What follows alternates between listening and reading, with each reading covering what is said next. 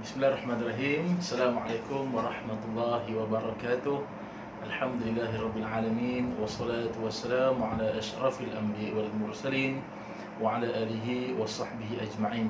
Qala rabbi shrah li sadri wa yassir li amri wahlul 'uqdatam min lisani yafqahu qawli. Subhanaka la ilma lana illa ma 'allamtana innaka antal alimul hakim. Asyhadu an la ilaha illallah wa asyhadu anna Muhammadan abduhu wa rasuluh. Allahumma salli ala Muhammad wa ala ali Muhammad. Amma ba'du. Alhamdulillah. Apa khabar saudara-saudari, tuan-tuan, puan-puan di luar sana?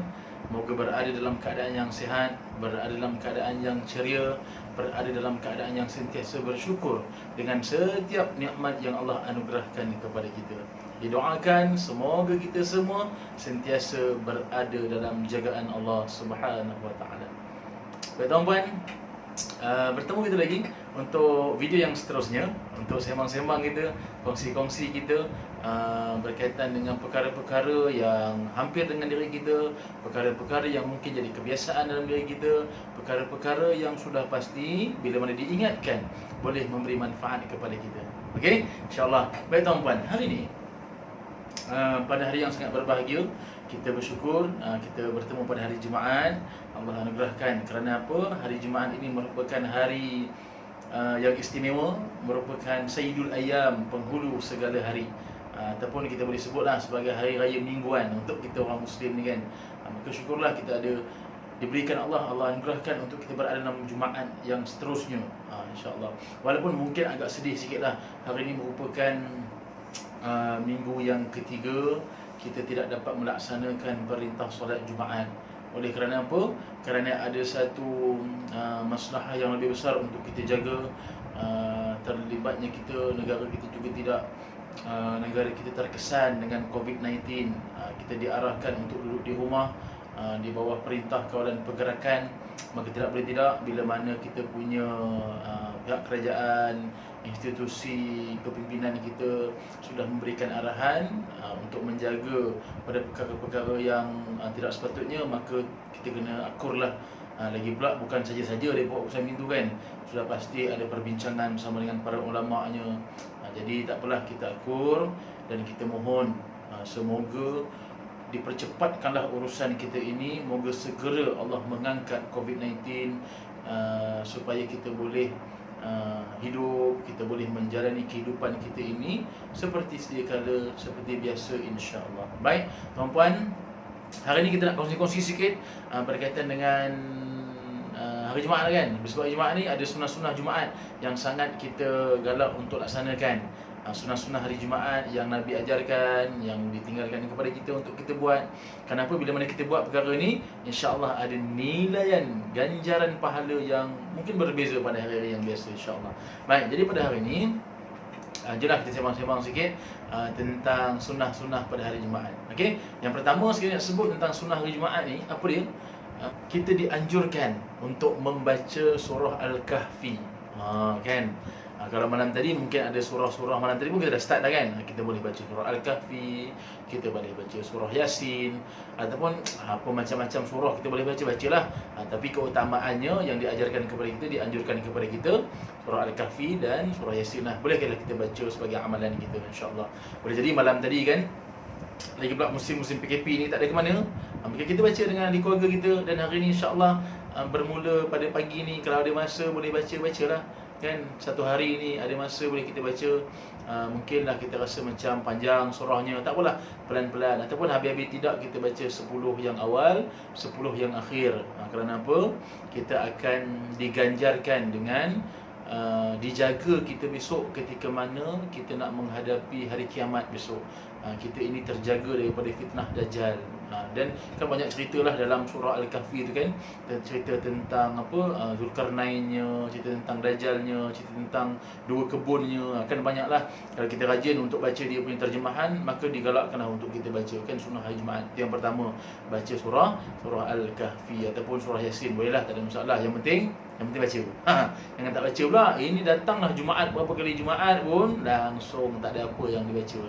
Yang dibacanya mungkin apa? Yang menjadi satu bacaan yang dia istiqamah lah, konsisten baca. Apa dia? Baca apa? baca gosip. Allah, tu yang tak biasa. Okey. Baik, jadi bacalah insya-Allah. Itu yang pertama. Yang keduanya pula, kita nak sebut tentang menjaga kebersihan. Dalam term menjaga kebersihan ni kan, kita boleh lihatlah daripada yang dianjurkan bila mana kita nak bila datang hari Jumaat ni, apa yang kita buat, terutama golongan lelaki lah kan, bila mana dia nak pergi solat Jumaat, dianjurkan untuk pakai pakaian yang baru, yang bersih.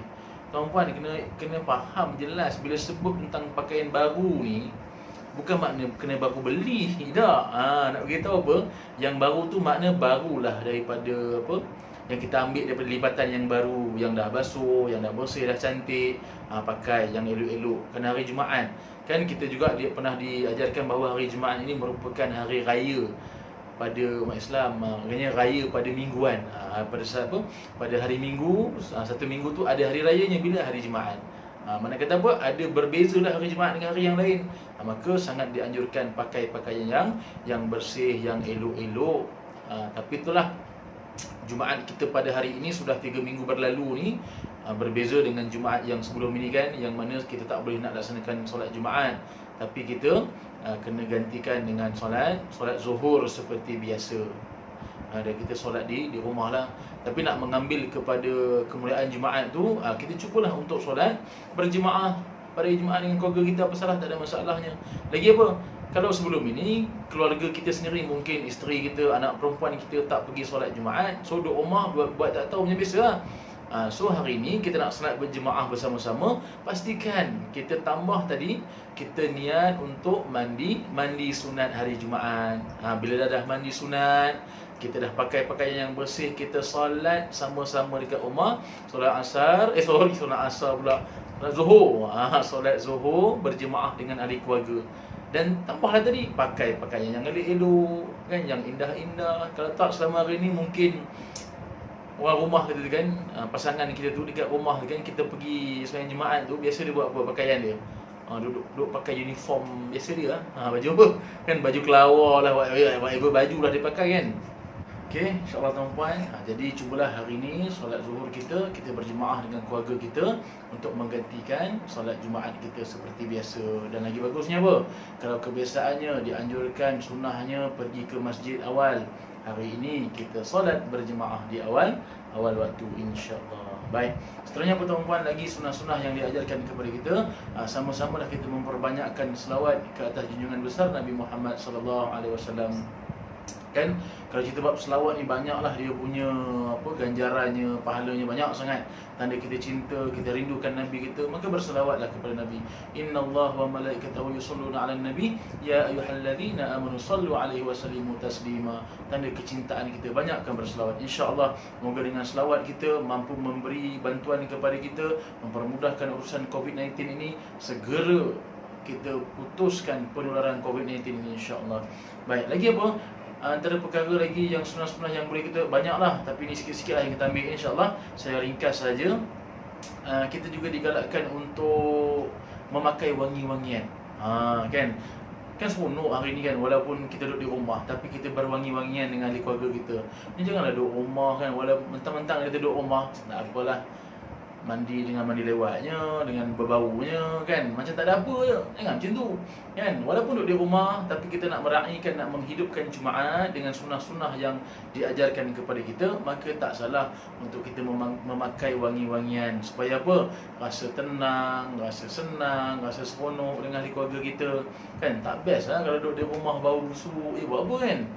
Bau yang tak menyenangkan, tak seronok. Lagi pula dah kena terkurung, tiba-tiba bau tak menyenangkan, memang tak seronok duduk di rumah tu. Okey, jadi kita berwangi-wangian kan. Lagi pula bila sebut tentang wangian ni kan, dia ada beberapa isu lah. Ada juga yang menimbulkan persoalan tentang wangi-wangian ni kan. Kalau yang wangian yang berbentuk macam minyak atar tu, dia dah jelas lah kan, tidak terkandungnya alkohol dalam tu. Tapi bila sebut tentang alkohol ni, adalah sesetengah pihak tu bertanya kan, boleh ke kita pakai minyak wangi yang ada alkohol bawa sembahyang? Kan benda tu alkohol, haram lah sebetulnya kan. Tapi dalam ni banyaklah beberapa hujah yang kita boleh guna pakai. Tapi saya nak mengambil, ini ilmu yang saya dapat masa saya tingkatan 4, kot lama dah, zaman sekolah ke tingkatan 4, 5. Time tu dah hujung-hujung nak sekolah lah kan. Dalam satu subjek sains, guru saya kata apa, alkohol yang terkandung dalam minyak wangi ini, dia punya sifatnya sementara. Apa yang kata sementara tu, bila mana minyak wangi yang ada alkohol ni, bila kita semur dekat pakaian kita, rupanya dia tak lama duduk dekat pakaian. Yang lama itu yang tinggal hanyalah cecair wangian itu sahaja. Jadi maknanya kata apa? Nak beritahu bahawa tak ada masalah lah. Jadi untuk keterangan lanjut tu, maknanya kita boleh rujuklah pada pakar-pakar yang lebih arif dalam bidang ini berkaitan dengan minyak wangi ni kan. Tapi saya kira sepakat ulama mengatakan tak ada masalah, walaupun ada beberapa pendapat yang mengatakan tak boleh, haram, maknanya itu golongan-golongan yang agak tegas lah. Tapi ulama kita membenarkan tak ada masalah. Dan andai kata kalau kita ni ragu-ragu, was-was, dia dah menjadi syubhah, so kita tinggalkanlah. Janganlah kita pula, kan kita marah pula pada orang yang kau tak boleh pakai, kau haram, tak sah solat kau. Oi, confident je kita kan. Sedangkan para ulama dah bincang banyak dah. Tak apalah, kita ambillah daripada perkara-perkara itu saja. So itulah yang saya boleh kongsikan. Bila sebut tentang pakai wangian yang berbentuk ada alkohol ni, boleh dibenarkan, tak ada masalah, kerana dia punya satu kandungan alkohol tu pun dia ada dia punya sukatan dia tu. Kan, tak ada pula kita pakai minyak wangi tiba mabuk pula kita kan. Tak adalah. Tapi kalau ada kata alkohol yang memabukkan, yang kita masuk dalam tubuh badan, kita minum, itu yang jelas haram. Tapi yang dalam minyak wangi ni dibenarkan, tak ada masalah. Okey, memakai wangi-wangian. Lagi apa? Di antara perkara yang jangan kita tinggalkan, kita banyakkan berzikir, banyakkan berdoa kepada Allah Subhanahu Wa Taala. Inilah hari Jumaat, boleh jadi ada waktu dari ketikanya kan, daripada waktu pagi sampai waktu malam ni, mungkin ada doa-doa kita yang Allah nak dengar, Allah angkat, maka doalah banyak-banyak. Jangan pernah putus doa. Kita mohon kepada Allah supaya diberikan kemudahan dalam apa jua yang kita buat. Kita nak pastikan tuan-puan. Baik, lagi apa? Banyakkan bersedekah. Kan, ini ganjaran-ganjaran yang Allah nak bagi ni tuan-puan. Kan, kita tengoklah jalan tetangga kita, boleh jadi ada jalan tetangga kita yang sangat terkesan, sangat terjejas dengan COVID-19 ni kan, dengan PKP ni kan. Mari tengoklah, renung-renunglah kan, intai-intailah jiran tetangga, tengok cukup tak makannya, cukup tak minumnya, sihat ke tak sihat kan. Kalau kita ada kemampuan bagi lebih, bagilah lebih, sedekah, tak ada masalah. Yang Allah menjanjikan orang sedekah ini mereka tidak akan pernah miskin. Malah bila mana kita bersedekah, Allah gantikan dengan berlipat kali ganda ganjaran pahalanya, ganjaran rezeki yang kita tak tahu bagaimana Allah nak berikan. Jadi tuan-puan, saya kira banyak lagi lah sunnah-sunnah yang boleh kita buat, tapi ini sikitlah sebahagian yang kita nak kongsikan dalam ruang waktu yang terhad ni pun. Kita nak lama-lama sangat, nak ringkas je. Yang penting kita dapatlah apa yang sepatutnya, insya-Allah. Okey. Baik, jadi tuan-puan, saya kira itu sahaja yang boleh kita kongsikan dalam waktu ini. Semoga ada kebaikannya. Minta maaf lah, ada geram sikit tu, biasa tu kan. Waktu-waktu pagi ni dia macam kadang dia punya rem kepala tu macam atau slow sikit ke, tak kenapa kan, biasalah tu bangun-bangun awal pagi ni kan. Okey, jadi insya-Allah tuan-puan, sama-samalah kita berdoa, terus kita mohon kepada Allah supaya Allah segerakan COVID-19 ini hilang di atas muka bumi kita ini, supaya kita dapat mengharungi kehidupan kita dalam keadaan yang normal seperti sedia kala. Yang kalau orang sekarang ni kan, kalau zaman dia tengah kerja, dia nak cuti je kan, tahu nak ambil cuti, tapi hari ni orang dah sangat boring kot, sangat bosan bercuti di rumah. Dia perindu nak bekerja kan. Dalam grup WhatsApp, ada grup WhatsApp saya tu, kata bila dah nak habis COVID-19, rindu pula nak kerja kan. Biasalah tu kita manusia. Jadi insya-Allah tuan-puan, sama-samalah kita teruskan amal-amal kebaikan yang boleh kita buat. InsyaAllah moga ada kebaikannya, ada manfaatnya. Boleh jadi itulah di antara perkara yang menyebabkan terangkatnya segala masalah di atas muka bumi ini, insyaAllah. Jadi tuan-puan, segala yang baik daripada Allah, yang lemah, yang kurang itu saya. InsyaAllah kita jumpa di lain-lain episod. Semoga ada kebaikan buat kita bersama. Khairun nas anfa'uhum bin nas. Sebaik-baik manusia mereka yang bermanfaat pada manusia. Aku qouli hadza wa astaghfirullahalazim li wa lakum. Assalamualaikum warahmatullahi wabarakatuh.